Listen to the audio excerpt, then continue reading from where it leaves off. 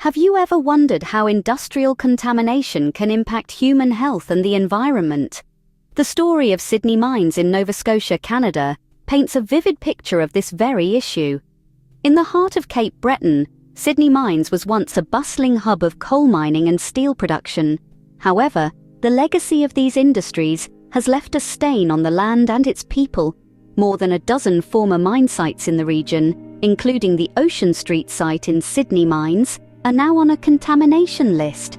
The historic mine remediation project is expected to span 2 decades, with cleanup costs for some sites reaching into the millions.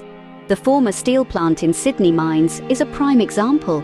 Once a source of prosperity, it is now a source of environmental hazards.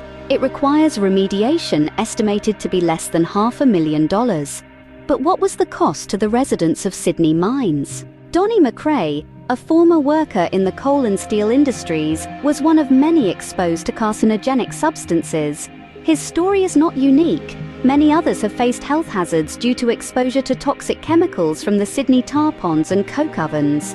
Debbie Ouellette, a resident living near the toxic waste sites, filed a lawsuit seeking compensation for health issues caused by the contamination. The impact of industrial contamination on human health is far more than just numbers on a page. It's about real people, their lives and their health.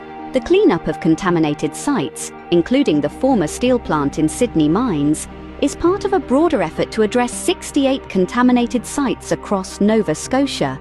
The contamination, a grim legacy of the late 1800s gold rush, is a stark reminder of the consequences of a lack of environmental regulations.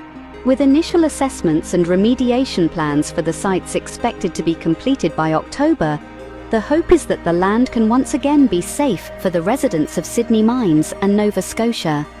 In conclusion, the story of Sydney Mines is a stark reminder of the impact of industrial contamination on both human health and the environment.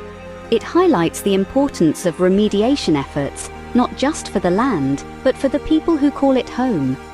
It's a story of resilience, of a community coming together to reclaim their land and their health. It's a story that underscores why we must never forget the true cost of industrial contamination. And it's a story that drives home the importance of ongoing vigilance and regulation to prevent future contamination.